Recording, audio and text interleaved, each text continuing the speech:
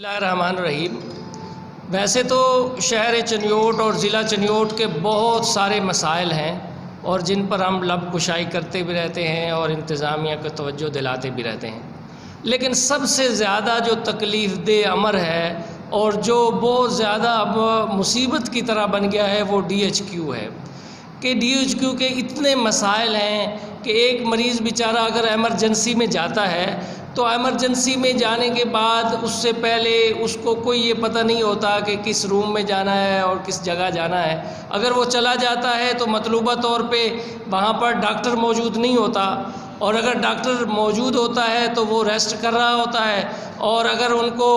بلایا جائے تو پھر وہ ناراضگی کا اظہار فرماتے ہیں۔ اور صورتحال یہ ہوتی ہے کہ وہ بیچارہ ہارٹ پیشنٹ ہوتا ہے، وہ بیچارہ دل کا مریض ہوتا ہے، اور کئی مریض اس وجہ سے ان کی ڈیتھ ہوئی اور وہ بیچارے گزر گئے۔ اور پچھلے دنوں جو یہ ایک واقعہ ہوا ہے، یہ ایک وابڈا کا ملازم ہے اور جن کے لوگوں کا کلیم ہے کہ ایک ڈاکٹر انوار نامی شخص ہے، اس نے غفلت برتی ہے، اور جب لواحقین، ظاہر ہے بندہ تڑپ رہا ہوگا تو لواحقین بھی تڑپیں گے، لواحقین نے ان کو توجہ دلائی ہے تو ڈاکٹر صاحب نے ان سے بدتمیزی بھی کی ہے، اور بدتمیزی کرنے کے بعد ان کا علاج بھی نہیں کیا، اور وہ بیچارہ وہاں پر موت کے گھاٹ اتر گیا، وہ فوت ہو گیا۔ اللہ تعالیٰ اس کو غریق رحمت کرے۔ تو یہ حالات ہیں اس کے علاوہ بھی لوگ DHQ جاتے ہیں تو ان کو میڈیسن نہیں ملتی، کہا جاتا ہے کہ باہر سے میڈیسن لیں، اور اگر جاتے ہیں تو متعلقہ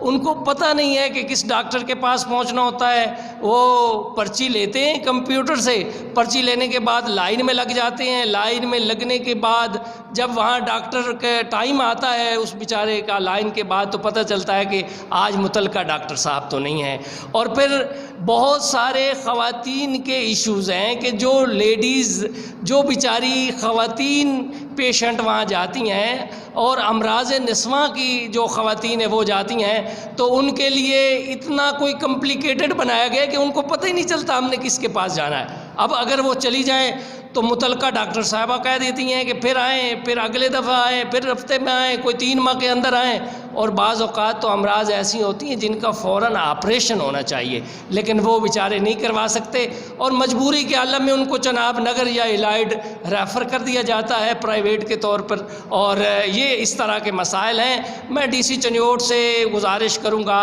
کہ باقی تمام مسائل اپنی جگہ پر، DHQ کی طرف پھر فور توجہ دی جائے، CM پھر فور توجہ دے، ادارے پھر فور توجہ دیں۔ یہ نہ ہو کہ پھر ہم وہاں کھڑے ہوں ایمرجنسی کے باہر اور لوگ ہمارے پاس موجود ہوں اور ہم اس پہ احتجاج کر رہے ہیں۔ میں امید کروں گا کہ انشاءاللہ میری ان گزارشات پہ ضرور گورنمنٹ پنجاب اور DC چنیوٹ